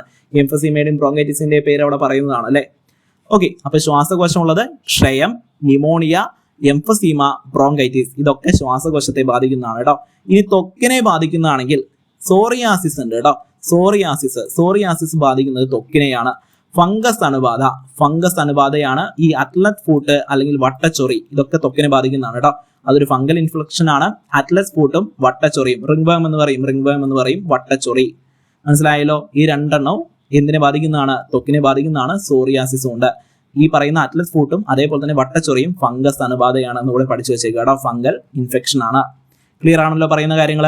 സോ നമ്മൾ ഓപ്ഷനിലുള്ള കാര്യങ്ങളും വളരെ ഡീറ്റെയിൽ ആയിട്ട് പഠിച്ചു. ഇവരെ ബാധിക്കുന്ന രോഗങ്ങളും പഠിച്ചു കഴിഞ്ഞു. ഓക്കെ, വളരെ വളരെ ഇമ്പോർട്ടന്റ് ആണ്. എന്ത് ചെയ്യുക, പഠിച്ചേക്കുക കേട്ടോ. ഓക്കെ, രോഗങ്ങളും രോഗകാര്യങ്ങളും എന്ന് പറയുന്ന ഭാഗത്ത് നിന്ന് വന്ന ചോദ്യം തന്നെയാണ്. ഇവിടെ അവയവങ്ങളെ ബാധിക്കുന്ന രോഗങ്ങളാണ് ചോദിച്ചതെന്ന് മാത്രം. ഓക്കെ, ഇത്ര ഇമ്പോർട്ടന്റ് ആണ്, പഠിച്ചിരിക്കുക. അടുത്ത ചോദ്യത്തിലേക്ക് പോവാലോ. 8ാമത്തെ ചോദ്യം നോക്കിക്കേ. താഴെ തന്നിരിക്കുന്ന പ്രസ്താവനകൾ വിലയിരുത്തുക. താഴെ തന്നിരിക്കുന്ന പ്രസ്താവനകൾ, ഈ ചോദ്യം നിങ്ങൾ ശ്രദ്ധിക്കണം കേട്ടോ. ഇത് നല്ലൊരു ചോദ്യമാണ്. ഈ ചോദ്യം ശരിക്കും വന്നിരിക്കുന്നത് ഇത് നമ്മുടെ UPSC പാറ്റേൺ ആണ് കേട്ടോ. ഇത് UPSC പാറ്റേൺ ആണ്, PSC പാറ്റേൺ അല്ല.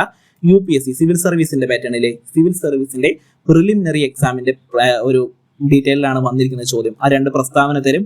ഈ പ്രസ്താവന രണ്ടും ശരിയാണ്, പ്രസ്താവന രണ്ടും തെറ്റാണ്. ഈ പ്രസ്താവനയുടെ കണ്ടിന്യൂഷൻ ആണ് രണ്ടാമത്തെ പാർട്ട് എന്ന് പറഞ്ഞിട്ടുള്ള വലിയ ചോദ്യത്തിന്റെ ഒരു ചെറിയ വേർഷനാണ് ഇവിടെ തന്നിരിക്കുന്നത്.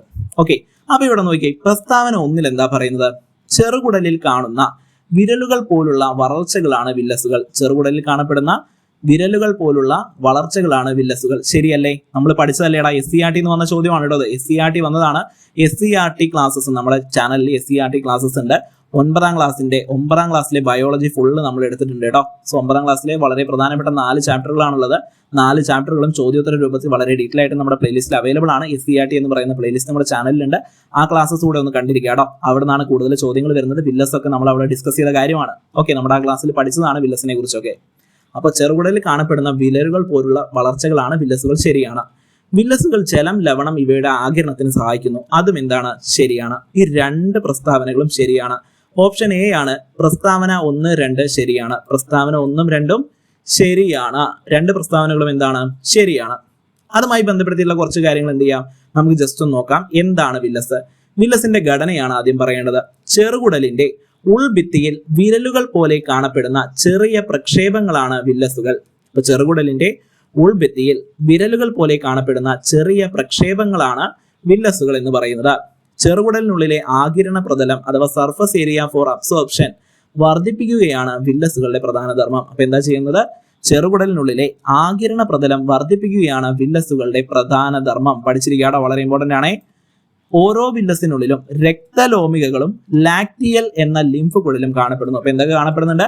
ഓരോ വില്ലസിനുള്ളിലും ബ്ലഡ് കാപ്പിലറീസും ഉണ്ട്, ലാക്ടിയൽ എന്ന് പറയുന്ന ലിംഫ് കുഴലും കാണപ്പെടുന്നുണ്ട് കേട്ടോ. ഇതെല്ലാം ഓരോ വില്ലസിനുള്ളിലും കാണപ്പെടുന്നവയാണ്. ക്ലിയർ ആണല്ലോ പറയുന്നത്? വില്ലസ് വളരെ ഇമ്പോർട്ടന്റ് ആണ് കേട്ടോ. സോ നമ്മൾ അവിടെ SCERT വളരെ ഡീറ്റെയിൽ ആയിട്ട് എടുക്കുന്നതാണ്. ബയോളജിയിൽ നിന്ന് നിങ്ങൾക്ക് 10 മാർക്കാണ് വരുന്നത് കേട്ടോ. 10th പ്രിലിംസിന് 10 മാർക്കാണ് ബയോളജിയിൽ എന്ന് പറയുന്നത്, നാച്ചുറൽ സയൻസ് എന്ന് പറയുന്ന ഭാഗത്ത് നിന്ന്. അതിൽ തന്നെ ഒരുപാട് ഭാഗങ്ങൾ ചോദ്യം വരുന്നത് 9ാം ക്ലാസ്സിലെ ടെക്സ്റ്റ് ബുക്കിൽ നിന്നാണ്, ന്യൂ SCERT ക്ലാസ്സസ്. അപ്പോൾ 9ാം ക്ലാസ്സിലെ വളരെ പ്രധാനപ്പെട്ട 4 ചാപ്റ്ററുകൾ, ആദ്യത്തെ 4 ചാപ്റ്ററിൽ നിന്ന് ഒരുപാട് ചോദ്യങ്ങൾ റിപ്പീറ്റ് വന്നിട്ടുണ്ട് ഇതുവരെ. ആ 4 ചാപ്റ്ററുകളും വളരെ വ്യക്തമായിട്ട് നമ്മൾ എടുത്തിട്ടുണ്ട്. ഓക്കെ, ചോദ്യോത്തര രൂപത്തിൽ വളരെ വ്യക്തമായിട്ട് ചോദ്യോത്തര രൂപത്തിൽ നിങ്ങളിലേക്ക് എത്തിച്ചിട്ടുണ്ട്. ആ ക്ലാസ്സുകൾ കാണാത്തവരാണെങ്കിൽ തീർച്ചയായും എക്സാമിന് മുമ്പ് തന്നെ കണ്ടിരിക്കാൻ ശ്രമിക്കുക. ഓക്കെ അല്ലേ? അടുത്ത ചോദ്യത്തിലേക്ക് പോകാലോ. അടുത്ത ചോദ്യം നോക്കിക്കേ, ആവർത്തന പ്രതിപതനം.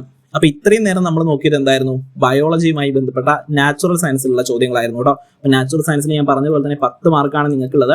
ഇത് ആദ്യത്തെ ക്ലാസ് ആണ് നമ്മൾ സയൻസിന് വേണ്ടിയിട്ട്. സോ നമ്മൾ വളരെ പ്രധാനപ്പെട്ട കുറച്ച് ചോദ്യങ്ങൾ എടുത്തിട്ടുള്ളൂ. ഇനി വരുന്ന സയൻസിന്റെ ക്ലാസ് ഇതിലും ഡീറ്റെയിൽ ആയിട്ടുള്ള ക്ലാസ്സുകളായിരിക്കും കേട്ടോ. സോ നമ്മൾ മുന്നോട്ട് പോകും തോറും കൂടുതൽ പ്രോഗ്രസ് ചെയ്ത് ഡീറ്റെയിൽഡ് ആയിട്ടുള്ള ക്ലാസ്സുകളായിരിക്കും മുന്നോട്ട് പോവുക. ഓക്കെ, ആദ്യം തന്നെ എല്ലാം തന്ന് പിന്നെ ക്ലാസ്സുകളെല്ലാം ബോറാക്കി തരുന്ന അങ്ങനത്തെ ഒരു രീതിയില്ല. നമ്മൾ ഓരോ ക്ലാസ്സും എന്ത് ചെയ്യുകയാണ്? ഡെവലപ്പ് ചെയ്തിട്ട് പ്രോഗ്രസ് ചെയ്ത് വലിയ ക്ലാസ്സുകളായിട്ടായിരിക്കും നിങ്ങളിലേക്ക് എത്തിക്കുക കേട്ടോ. വലിയ ക്ലാസ്സുകൾ എന്ന് ഞാൻ ഉദ്ദേശിച്ചത് ടൈം ലിമിറ്റ് വെറുതെ വലിച്ച് നീട്ടുക എന്നുള്ളതല്ല, കൂടുതൽ കാര്യങ്ങൾ ഉൾപ്പെടുത്തുകയാണ്. റിലേറ്റഡ് ഫാക്റ്റുമായിട്ട് കൂടുതൽ ടോപ്പിക് എക്സ്പ്ലനേഷൻ ഒക്കെ ചെയ്ത് നമ്മൾ എന്ത് ചെയ്യും? വളരെ ഡീറ്റെയിൽ ആയിട്ട് പഠിക്കുന്ന ക്ലാസ്സുകളായിരിക്കും മുന്നോട്ട് വരുന്നത്. ക്ലിയർ ആണല്ലോ പറയുന്നത്? സോ അടുത്ത് നമ്മൾ ഡിസ്കസ് ചെയ്യാൻ പോകുന്ന ചോദ്യം വരുന്നത് ഫിസിക്സിൽ നിന്നാണ്. ഫിസിക്കൽ സയൻസ് എന്ന് പറയുന്ന ഭാഗത്ത് നിങ്ങൾക്ക് 10 മാർക്ക് ഇവിടെയും ലഭിക്കുന്നുണ്ട് കേട്ടോ. നിങ്ങളുടെ സിലബസ് അനുസരിച്ച് 10th പ്രിലിംസിന് 10 മാർക്ക് ഫിസിക്കൽ സയൻസിൽ നിന്നാണ്. അതിൽ ഫിസിക്സിന്റെ ഭാഗത്തു നിന്ന് വന്നൊരു ചോദ്യമാണ്, ആവർത്തന പ്രതിപതനം ഉപയോഗപ്പെടുത്തുന്ന ഉപകരണം ഏത് എന്നാണ് ചോദ്യം. വളരെ സിമ്പിൾ ഒരു ചോദ്യമാണ്, നമുക്ക് എല്ലാവർക്കും അറിയുന്നതാണ് അല്ലെ. ആവർത്തന പ്രതിപതനം ഉൾപ്പെടുത്തുന്ന ഉപകരണം ഏത് എന്നാണ് പറയുന്നത്. കാലിഡോസ്കോപ്പും അതെ, പെരിസ്കോപ്പും അതെ. ഇത് രണ്ടും എന്താണ്? ആവർത്തന പ്രതിപതനമാണ് ഉപയോഗിക്കുന്നത് അല്ലെ. ആവർത്തന പ്രതിപതനം ഉപയോഗിക്കുന്ന ഉപകരണങ്ങൾ തന്നെയാണ് കാലിഡോസ്കോപ്പും പെരിസ്കോപ്പും. ഇവ രണ്ടും എന്ന് പറയുന്ന ഓപ്ഷൻ സി ആണ് നമ്മുടെ ശരി ഉത്തരം. ഓപ്ഷൻ സി ആണ് ഇവ രണ്ടും. ക്ലിയർ ആണല്ലോ? ഇനി ഇവിടെ നോക്കിക്കേ, കാലിഡോസ്കോപ്പ് എന്ന് പറഞ്ഞാൽ എന്താണ്? ഇതിന്റെ തത്വം എന്ന് പറയുന്നത്, കാലിഡോസ്കോപ്പിന്റെ ചിത്രം ഞാൻ ഇവിടെ തന്നിട്ടുണ്ട് കേട്ടോ, നിങ്ങൾക്ക് മനസ്സിലാവാൻ വേണ്ടി തന്നാണ്. SCERT ചിത്രമാണിത്. ഓക്കെ, എന്താണ് കാലിഡോസ്കോപ്പിന്റെ തത്വം?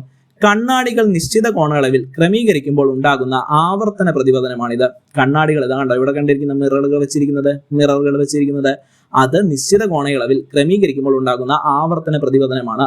ഇതിന്റെ ഘടന എന്ന് പറയുന്നത് 3 സമചതുരാകൃതിയിൽ സമതലങ്ങൾ, ദർപ്പണങ്ങൾ ഒരു ത്രികോണാകൃതിയിൽ കുഴലിനുള്ളിൽ 60 ഡിഗ്രി കോണളവിൽ ക്രമീകരിച്ചിരിക്കുന്നു. ഇവിടെ എന്താ സംഭവിക്കുന്നത്? കുഴലിന്റെ ഒരറ്റത്ത് നിറമുള്ള കുപ്പിവളകളോ പൊട്ടുകളോ മുത്തുകളോ ഇടുന്നു. വെളിച്ചം തട്ടുമ്പോൾ ഈ വളപ്പൊട്ടുകളുടെ നിരവധി പ്രതിബിംബങ്ങൾ ആവർത്തന പ്രതിപതനം വഴി കാണുന്നു. കാലിഡോസ്കോപ്പ് നിങ്ങൾ കണ്ടിട്ടുണ്ടായിരിക്കും കേട്ടോ. ഓക്കെ, നിങ്ങൾ കണ്ടിട്ടുണ്ടായിരിക്കും കാലിഡോസ്കോപ്പ് എന്ന് പറയുന്നത്. ഇതാണ് അതിന്റെ ഒരു രൂപരേഖ എന്ന് പറയുന്നത്. ഇനി എന്താണ് പെരിസ്കോപ്പ്? പെരിസ്കോപ്പും നമ്മുടെ SCERT തന്ന പിക്ചറാണ് കേട്ടോ ഇവിടെ തന്നിരിക്കുന്നത്. Periscope SCERT പിക്ചറാണ്. തത്വം എന്ന് പറയുന്നത് 2 സമതല ദർപ്പണങ്ങൾക്ക് നടക്കുന്ന പ്രതിപതനമാണ് ഇവിടെ. ഈ പെരിസ്കോപ്പ് എവിടേക്കാണ് ഉപയോഗിക്കുന്നത് നിങ്ങൾക്ക് കാണുമ്പോൾ തന്നെ മനസ്സിലാവുന്നുണ്ട് അല്ലെ. ഘടന എന്ന് പറയുന്നത് എന്താണ്? ഒരു നീളമുള്ള കുഴലിന്റെ 2 അറ്റം 2 സമതല ദർപ്പണങ്ങളുടെ കുഴലിന്റെ അച്ചുതണ്ടുമായി 45 ഡിഗ്രി കോണളവിൽ പരസ്പരം അഭിമുഖമായിട്ട് ഉറപ്പിച്ചിരിക്കുന്നു. അതാണ് ഇവിടെ ഇങ്ങനെ വെച്ചിരിക്കുകയാണ്. അപ്പൊ ഇവിടുന്ന് പ്രകാശം വരുന്ന ഒബ്ജക്റ്റിനെ നമുക്ക് ഇങ്ങനെ കണ്ടിട്ട് പ്രതിബിംബം ഈ കണ്ണിലൂടെ കാണാൻ കഴിയും. ഇവിടെ എന്താ നടക്കുന്നത്? ഉയർന്ന സ്ഥാനത്തോ തടസ്സങ്ങൾക്കപ്പുറമോ ഉള്ള വസ്തുക്കളിലൂടെ നിന്നുള്ള പ്രകാശം ആദ്യത്തെ ദർപ്പണത്തിൽ തട്ടി പ്രതിപതിച്ച് രണ്ടാമത്തെ ദർപ്പണത്തിലെത്തുന്നു. രണ്ടാമത്തെ ദർപ്പണം പ്രകാശത്തെ നിരീക്ഷകന്റെ കണ്ണുകളിലേക്ക് പ്രതിപതിപ്പിക്കുന്നു. അങ്ങനെയാണ് സംഭവിക്കുന്നത്. ഇവിടുന്ന് ഇങ്ങനെ വരുന്നു, ഇങ്ങനെ വന്നിട്ട് ഇങ്ങനെ പോകുന്നു. മനസ്സിലായോ? അതാണ് ഇവിടെ സംഭവിക്കുന്നത്. ഈ പെരിസ്കോപ്പും കാലിഡോസ്കോപ്പും എന്താണ്? ആവർത്തന പ്രതിപതനം ഉപയോഗപ്പെടുത്തുന്ന ഉപകരണങ്ങളാണ്. ക്ലിയർ ആയി എന്ന് വിശ്വസിക്കുവാണേ. അടുത്തിലേക്ക് പോകാലോ. അടുത്ത് ശ്രദ്ധിച്ചേ, കലാമിൻ എന്നാണ്, കെമിസ്ട്രി എന്നുള്ള ചോദ്യമാണ് കേട്ടോ.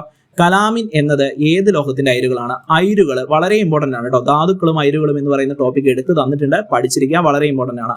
കലാമിൻ എന്ന് പറയുന്നത് ഏത് ലോഹത്തിന്റെ അയിരാണ്? നമുക്ക് എല്ലാവർക്കും അറിയാം, ഓപ്ഷൻ ബി ആണ്, സിങ്ക് ആണ്. കലാമിൻ എന്ന് പറയുന്നത് സിങ്കിന്റെ അയിരാണ് കേട്ടോ, സിങ്കിന്റെ അയിരാണ്. ഇവിടെ നോക്കിക്കേ, സിങ്കിന്റെ ഞാൻ ഇവിടെ തന്നിട്ടുണ്ട്. സിങ്ക് ബ്ലെൻഡ് എന്ന് പറയുന്നു, കലാമിൻ എന്ന് പറയുന്നു, സിങ്കേറ്റ് എന്ന് പറയുന്നു. ഇത് രണ്ടും എന്താണ്? ഇത് മൂന്നും സിങ്കിന്റെ അയിരുകളാണ്. Zinc blende, calamine, zincite. ഇനി തന്നിരിക്കുന്നത് അയൺ ആണെങ്കിൽ അല്ലെങ്കിൽ ഇരുമ്പാണെങ്കിൽ ഹേമറ്റൈറ്റ് ഉണ്ട്, മാഗ്നറ്റൈറ്റ് ഉണ്ട്, ലിമോണൈറ്റ് ഉണ്ട്, സിഡറൈറ്റ് ഉണ്ട്. ഇതിൽ ഏറ്റവും റിപ്പീറ്റഡ് ചോദിക്കുന്നത് ഹേമറ്റൈറ്റും മാഗ്നറ്റൈറ്റും ആണ് കേട്ടോ. ഹേമറ്റൈറ്റും മാഗ്നറ്റൈറ്റും ലിമോണൈറ്റും സിഡറൈറ്റും ഉണ്ട്. ഹേമറ്റൈറ്റും മാഗ്നറ്റൈറ്റും ആണ് ഇരുമ്പിന്റെ ഏറ്റവും കൂടുതൽ ചോദിച്ചു കാണുന്നത്. അടുത്തത് മെർക്കുറി ആണെങ്കിൽ സിനബാർ കേട്ടോ. സിനബാർ ഏറ്റവും പ്രധാനപ്പെട്ടതാണ്, ഒരുപാട് തവണ ചോദിച്ചിട്ടുണ്ട്. സിനബാർ എന്ന് പറയുന്നത് മെർക്കുറിയുടെ ഏറ്റവും പ്രധാനപ്പെട്ട അയിരാണ്. ഇത് എപ്പോഴും ചോദിക്കുന്നതാണ് കേട്ടോ, സിനബാർ എന്ന് പറയുന്നത്. അടുത്തത് കലോമൽ കൂടിയുണ്ട്. കലോമലും മെർക്കുറിയുടെ അയിരാണ്. ഇനി ലെഡ് ആണെങ്കിലോ ഗാലിന എന്ന് പറയുന്നത് ലെഡിന്റെ പ്രധാന അയിരാണ് കേട്ടോ, ഗാലിന. അടുത്തത് ആംഗ്ലസൈറ്റും സെറോസൈറ്റും ഉണ്ട്. ആംഗ്ലസൈറ്റും സെറോസൈറ്റും ഇതെല്ലാം എന്തിന്റെ അയിരുകളാണ്? ലെഡിന്റെ അയിരുകളാണ്. വളരെ ഇമ്പോർട്ടന്റ് ആണ് കേട്ടോ. അയിരുകൾ എന്ന് പറയുന്ന ഭാഗം പഠിച്ചിരിക്കാത്തവരാണെങ്കിൽ തീർച്ചയായിട്ടും എന്ത് ചെയ്യുക, പഠിച്ചിരിക്കുക. ഓക്കെ, ഇനി അടുത്ത ചോദ്യം നോക്കിയേ. വീണ്ടും ഫിസിക്സിൽ നിന്നുള്ള ചോദ്യമാണ്. ശബ്ദത്തെക്കുറിച്ചുള്ള പഠനം. ശബ്ദത്തെക്കുറിച്ചുള്ള പഠനത്തിന്റെ പേരെന്താണ്? അക്വസ്റ്റിക്സ് എന്നാണ് അല്ലെ. ഓപ്ഷൻ എ ആണ്, അക്വസ്റ്റിക്സ് എന്നാണ്. അക്വസ്റ്റിക്സ്. പ്രകാശത്തെ കുറിച്ചുള്ള പഠനമാണെങ്കിൽ ഒപ്റ്റിക്സ് ആണ്. മെക്കാനിക്സ് എന്താണ്? ഒക്കെ ഞാനിത് ഇവിടെ തന്നിട്ടുണ്ട്. നോക്കിയേ, ഒപ്റ്റിക്സ് എന്ന് പറഞ്ഞാൽ പ്രകാശത്തെയും അതിന്റെ സവിശേഷതകളെയും കുറിച്ചുള്ള പഠനമാണ് കേട്ടോ. പ്രകാശത്തെയും അതിന്റെ സവിശേഷതകളെയും കുറിച്ചുള്ള പഠനമാണ് ഒപ്റ്റിക്സ് എന്ന് പറയുന്നത്. ഇനി എന്താണ് തെർമോഡൈനാമിക്സ്? തെർമോഡൈനാമിക്സ് എന്ന് പറയുന്നത് താപം, താപനില, ഊർജം എന്നിവയെ കുറിച്ചുള്ള പഠനമാണ്. അപ്പൊ താപം, താപനില, ഊർജം എന്നിവയെ കുറിച്ചുള്ള പഠനമാണ് തെർമോഡൈനാമിക്സ് എന്ന് പറയുന്നത്. ഇനി മെക്കാനിക്സ് ആണെങ്കിലോ വസ്തുക്കളുടെ ചലനം, അവയിൽ ബലം ചെലുത്തുന്ന സ്വാധീനം എന്നിവയെ കുറിച്ചുള്ള പഠനം, അതായത് മോഷനെയും ഫോഴ്സിനെയും കുറിച്ചുള്ള പഠനമാണ് മെക്കാനിക്സ് എന്ന് പറയുന്നത്. ഇനി ഇലക്ട്രോ മാഗ്നറ്റിസം എന്ന് പറഞ്ഞാൽ എന്താണ്?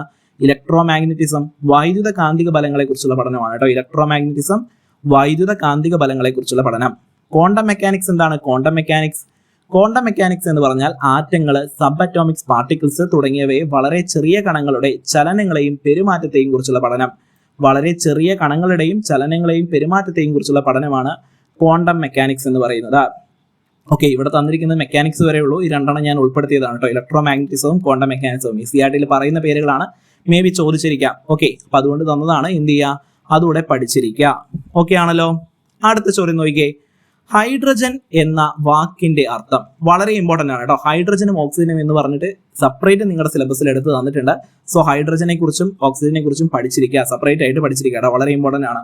നമ്മൾ മുന്നോട്ട് പോകുമ്പോൾ കൂടുതലായിട്ട് എന്ത് ചെയ്യും, ഇവരെ കുറിച്ച് പഠിക്കും കേട്ടോ. അപ്പോൾ ഹൈഡ്രജൻ എന്ന വാക്കിന്റെ അർത്ഥം എന്താണ്? ജലം ഉൽപ്പാദിപ്പിക്കുന്നത് എന്നാണ്. ഓപ്ഷൻ ബി ആണ്, ജലം ഉൽപ്പാദിപ്പിക്കുന്നത്. ജലം ഉൽപ്പാദിപ്പിക്കുന്നത് എന്നതാണ് ഹൈഡ്രജന്റെ വാക്കിന്റെ അല്ലെങ്കിൽ ഹൈഡ്രജൻ എന്ന വാക്കിന്റെ അർത്ഥം എന്താണ്? ജലം ഉൽപ്പാദിപ്പിക്കുന്നത് എന്നാണ്. പഠിക്കാലോ. ഇത് ഇവിടെ നോക്കിക്കേ. ഹൈഡ്രജൻ എന്ന് പറയുന്നത് പ്രപഞ്ചത്തിലെ ഏറ്റവും ഭാരം കുറഞ്ഞതും സമൃദ്ധമായി കാണപ്പെടുന്നതുമായ മൂലകമാണ് ഹൈഡ്രജൻ എന്ന് പറയുന്നത്. ഹൈഡ്രജന്റെ അറ്റോമിക് നമ്പർ 1 ആണ്. ഇതിന്റെ പ്രതീകം H ആണ്. H എന്ന് പറഞ്ഞാൽ ഹൈഡ്രജൻ ആണ്. അതിന്റെ അറ്റോമിക് നമ്പർ എന്ന് പറയുന്നത് 1 ആണ്. 1766 ഹെൻറി കാവൻഡിഷ് ആണ് ഹൈഡ്രജൻ വേർതിരിച്ചെടുത്തത്. ചോദിക്കാറുണ്ട് കേട്ടോ. ഹെൻറി കാവൻഡിഷ് ആണ് ഹൈഡ്രജനെ വേർതിരിച്ചെടുത്തത് 1766. ഇതിന് ഹൈഡ്രജൻ എന്ന് പേരിട്ടത് ആന്റോണി ലാവോസിയറയാണ് കേട്ടോ. ആന്റോണിയോ ലാവോസിയയാണ്, ആന്റണി അല്ല, ആന്റോണിയോ ആണ്. ആന്റോണിയോ ലാവോസിയയാണ് ഇതിന് ഹൈഡ്രജൻ എന്ന് പേരിട്ടത്. ആന്റോണിയോ ലാവോസിയയാണ് ഹൈഡ്രജൻ എന്ന് പേരിട്ടത്. നിറമില്ലാത്തതും ഗന്ധമില്ലാത്തതുമായ വാതകമാണ് ഹൈഡ്രജൻ. നിറമില്ലാത്തതും ഗന്ധമില്ലാത്തതുമായ വാതകമാണ് ഹൈഡ്രജൻ. കളർലെസ് ആണ്, ഓർഡർലെസ് ആണ്. ഇത് വായുവിനേക്കാൾ 14 മടങ്ങ് ഭാരം കുറഞ്ഞതാണ് കേട്ടോ. അതായത് നമ്മൾ നോർമലായി ശ്വസിക്കുന്ന വായു ഉണ്ടല്ലോ, അന്തരീക്ഷ വായു, അതിനേക്കാൾ 14 മടങ്ങ് ഭാരം കുറഞ്ഞതാണ് ഹൈഡ്രജൻ എന്ന് പറയുന്നത്. ഇത് സ്വയം കത്തുന്ന വാതകമാണ് ഹൈഡ്രജൻ എന്ന് പറയുന്നത്. എന്നാൽ കത്താൻ സഹായിക്കുന്ന വാതകമല്ല. കത്താൻ സഹായിക്കുന്ന വാതകം ഏതാണ്? അത് ഓക്സിജൻ ആണ്. തീ കെടുത്താൻ സഹായിക്കുന്ന വാതകം ഏതാണ്? അത് കാർബൺ ഡയോക്സൈഡ് ആണ് കേട്ടോ. ഓക്കെ, നമ്മൾ ഫയറിന് അവിടെ പഠിച്ച കാര്യങ്ങളാണ് അല്ലെ. യെസ്, ഫയർഫോഴ്സിന് വേണ്ടിയുള്ള ക്ലാസ്സുകളിൽ അവിടെ പഠിച്ച കാര്യങ്ങളാണ്. സ്വയം കത്തുന്ന വാതകം എന്ന് ചോദിച്ചാൽ ഹൈഡ്രജൻ ആണ്. കത്താൻ സഹായിക്കുന്ന വാതകം എന്ന് ചോദിച്ചാൽ ഓക്സിജൻ ആണ്. തീ കെടുത്തുന്ന വാതകം എന്ന് ചോദിച്ചാൽ കാർബൺ ഡയോക്സൈഡ് ആണ്. മലിനീകരണം ഉണ്ടാക്കാത്തതിനാൽ ഹൈഡ്രജനെ ഭാവിയിലെ ഇന്ധനം, ഒരുപാട് തവണ റിപ്പീറ്റ് ആണ് കേട്ടോ. PS ഒരുപാട് തവണ റിപ്പീറ്റ് ആണ്. ഭാവിയിലെ ഇന്ധനം എന്ന് വിളിക്കുന്നത് ഏതിനെയാണെന്ന്? ഹൈഡ്രജനെയാണ്. റോക്കറ്റുകളിൽ ലിക്വിഡ് ഹൈഡ്രജൻ ഇന്ധനമായിട്ട് ഉപയോഗിക്കുന്നുണ്ട്. അപ്പൊ എവിടെയാണ് ഹൈഡ്രജൻ ഇന്ധനമായിട്ട് ഉപയോഗിക്കുന്നത്? റോക്കറ്റുകളിലാണ് കേട്ടോ. റോക്കറ്റുകളിൽ ലിക്വിഡ് ഹൈഡ്രജൻ ഇന്ധനമായിട്ട് ഉപയോഗിക്കുന്നുണ്ട്. സോ നിങ്ങൾ നോക്കിയേ, ഇവിടെ ഈ ഹൈഡ്രജനെ കുറിച്ച് എത്ര പോയിന്റുകൾ ഞാനിപ്പോൾ ഇവിടെ പറഞ്ഞു? ഏകദേശം 10-12 പോയിന്റ് വളരെ സിമ്പിൾ ആയിട്ട് പറഞ്ഞു. നിങ്ങൾക്ക് നോക്കിക്കഴിഞ്ഞാൽ മനസ്സിലാവും. ഈ ക്ലാസ് തുടങ്ങുന്ന സമയത്ത് നമ്മൾ ഡീറ്റെയിൽ ചെയ്ത പോലെ അല്ല ഈ ക്ലാസ് അവസാനിക്കുമ്പോൾ ഡീറ്റെയിൽ ചെയ്യുന്നത്. സോ അത്രയും ഡീറ്റെയിൽ ആയിട്ട് നമ്മൾ അവസാനത്തേക്ക് പറയുന്നുണ്ട് അല്ലേ. ഇതേ ഒരു പാറ്റേൺ ആയിരിക്കും ഇനി അങ്ങോട്ടുള്ള എല്ലാ ക്ലാസ്സുകൾക്കും. ഓക്കെ, അപ്പോൾ നിങ്ങൾ എന്ത് ചെയ്യുക, മടിച്ചിരിക്കാതെ ഇപ്പൊ തന്നെ വീഡിയോ ഒന്ന് ലൈക്ക് അടിക്കുക. അതേപോലെ തന്നെ സബ്സ്ക്രൈബ് ചെയ്യാൻ മടിച്ചിരിക്കുന്നവരും സബ്സ്ക്രൈബ് ചെയ്ത് വെച്ചേക്കാം കേട്ടോ. ഇതുപോലെ ഡീറ്റെയിൽ ആയിട്ടുള്ള ക്ലാസ്സുകൾ എക്സാമിന് മുമ്പ് ഒരുപാട് ക്ലാസ്സുകൾ നിങ്ങളിലേക്ക് എത്തിക്കും. റെക്കോർഡഡ് ആയിട്ടും ലൈവായിട്ടും ക്ലാസ്സസ് ഉണ്ടായിരിക്കും. സോ നോട്ടിഫിക്കേഷൻ കൂടെ എനേബിൾ ചെയ്ത് വെച്ചേക്കുക. ക്ലാസ് തുടങ്ങുന്ന സമയത്ത് നിങ്ങൾക്ക് അറിയാൻ കഴിയും. ഓക്കെ, എല്ലാ ക്ലാസ്സുകളും നമ്മൾ നോർമലി എടുക്കുന്ന സമയം 8:17 എന്ന് പറയുന്നതാണ്, രാവിലെ 8:17. ഓക്കെ അല്ലേ? ക്ലിയർ ആണല്ലോ പറഞ്ഞ കാര്യങ്ങൾ? സോ കൂടുതലൊന്നും പറയാനില്ല. ഇതേപോലെ 10th ലെവൽ PYQന്റെ നെക്സ്റ്റ് പാർട്ട് നിങ്ങൾക്ക് ആവശ്യമാണെങ്കിൽ, ആ ക്ലാസ് നിങ്ങൾക്ക് വേണോ എന്നുണ്ടെങ്കിൽ തീർച്ചയായും നെക്സ്റ്റ് പാർട്ട് വേണോ എന്ന് പറഞ്ഞിട്ട് ഒരു കമന്റ് ചെയ്യുക. അതേപോലെ തന്നെ ഈ വീഡിയോ ഇപ്പോഴും ലൈക്ക് അടിക്കാതെ കണ്ടുകൊണ്ടിരിക്കുന്ന ഒരു വീഡിയോ ഇപ്പോൾ തന്നെ ലൈക്ക് അടിക്കുക. നിങ്ങളുടെ ഫ്രണ്ട്സ് പഠിക്കുന്നവരുണ്ടെങ്കിൽ അവർ വീഡിയോ ഉപകാരപ്പെടുമെന്ന് നിങ്ങൾക്ക് തോന്നിക്കഴിഞ്ഞാൽ അവരുമായിട്ട് ഈ വീഡിയോ ഒന്ന് ഷെയർ ചെയ്ത് കൊടുക്കുക. വീഡിയോ കണ്ടു കഴിഞ്ഞാൽ ഹൈപ്പ് എന്ന് പറയുന്ന ഒരു ബട്ടൺ ഉണ്ടാവും, ഹൈപ്പ് കൂടെ എനേബിൾ ചെയ്യുക. ഒരുപാട് പേര് ഹൈപ്പ് ചെയ്യുന്നില്ല, തീർച്ചയായും മക്കളെ നിങ്ങളൊന്ന് ഹൈപ്പ് കൂടെ ചെയ്ത് വെച്ചേക്കുക കേട്ടോ. അതേപോലെ തന്നെ ഏറ്റവും ഇമ്പോർട്ടന്റ് ആയിട്ട് പറയാനുള്ള കാര്യമാണ്, ചാനൽ സബ്സ്ക്രൈബ് ചെയ്യാത്തവരെ ചാനൽ ഇപ്പോൾ തന്നെ സബ്സ്ക്രൈബ് ചെയ്ത് വെക്കുക. ഇതുപോലെ ഒരുപാട് ക്ലാസ്സുകൾ നിങ്ങളെ തേടിയെത്തുന്നതായിരിക്കും. സോ കൂടുതൽ ഒന്നും പറയാനില്ല, എല്ലാവരും നന്നായിട്ട് പഠിക്കുക. This is villain signing off. Thank you.